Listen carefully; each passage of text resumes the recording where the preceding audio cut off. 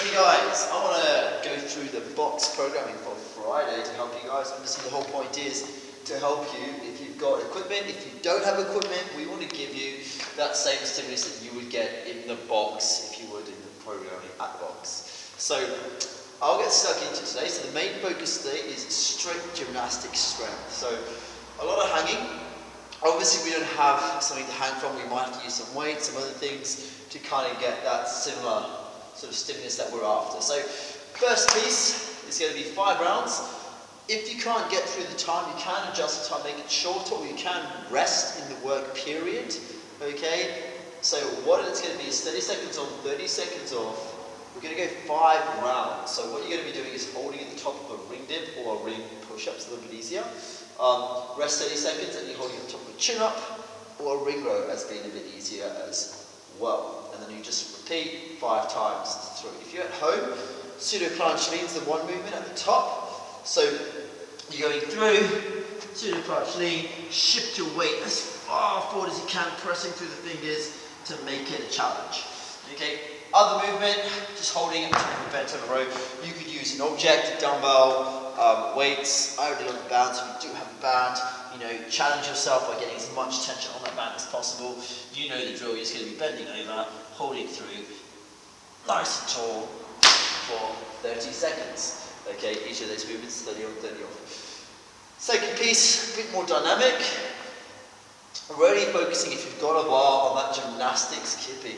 So we're going from 6 to 12 kipping bar muscle ups. Can be chin-ups or can be band assisted chin-ups. If you're at home, same thing, we can't do too much, but we can still work on your strength. So you're going to be working through either, okay, if you've got a band, a seated banded row, so just pressing through, going through that, 10 of those, okay. If you've got a dumbbell, kettlebell, any objects as well, maybe no band, really good movement. Okay, so 3-point, referring to points of contact, okay, plank, position, row, yeah, so you get a row through, 8 on each side, trying to keep your body as steady as possible while you go through that.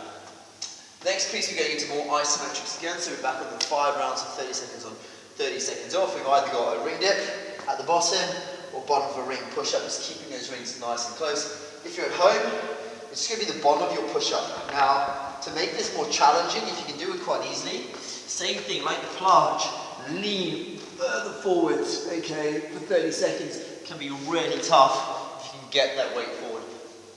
Other movement you're doing is holding at the 90 degree of chin up, okay, so just 90 degree chin up for the second movement, or bottom of a ring row. When you're holding the bottom of the ring row, keep your hips up, focus on keeping your shoulder blades back as well, so those shoulders are active, okay.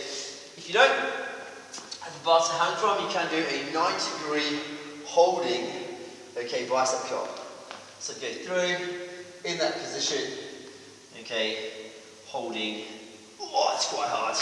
Okay, maybe not that much tension. I'll go through there, okay, and hold 90 degrees. Okay, bring my elbows out in front, stand nice and tall, okay, bicep curl, you hold. One note as well for the 4 rounds of EMOM, the dynamic effort, you're doing 8 to 20 push-ups as well for the pushing movement, as opposed to doing the ring dips or the ring push-ups for that old EMOM. Back on track though, okay, once you've done the 5 rounds of 30 on, 30 off, that's it for the strict gymnastics. We're going to go into the metcon. So we're going with a lot of stuff. Well, actually, there's one last piece. Number T, we're doing 4 rounds, so this can be for time.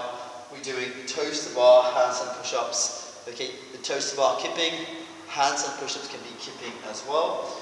Only difference is if you're at home, instead of toes to bar, you're going for V-dips and V-ups. And with them, you're going 6 to 12 reps on all those pieces based on your ability. Okay? Once that's done, we're going to get stuck into the metcon. So we have been focusing a lot on double unders recently. They've been creeping up in volume, so if you've got a rope at home, you're good to go. It's the same. If you don't have a rope, if you don't even have double unders maybe, I'm going to say penguin taps. So just going through, keeping that rhythm, jumping, and then keeping that rhythm of 2 taps while you're jumping through on the penguin taps, okay? What's going to happen? You're doing 40 double unders or penguin taps at home or in the gym. Then you're going to go into 12 overhead squats, being at 42 or 30 kilograms on a barbell. you don't have a barbell, just use any object. So it could be a dumbbell, one arm, so you can alternate sides each set, and then squat through, pressing up, squatting down, and then driving through that. I need a massage, I'm nice and tight from my workout earlier. So once you've gone through that, you're going to be hitting those 40 and 12, 6 rounds for time. Rest 5 minutes. Then you're going to go 2 rounds for time. Same movements, 100 reps now, double unders or penguin taps into 30 overhead squats. And it's going to be the same, obviously, scales if you're at home as well. Obviously, any object of those overhead squats, double unders can be a rope or penguin taps as well. Guys, that's it for Friday. Good luck, it's been a tough week, so we're going to deload a little bit next week. I'll see you then. Take care.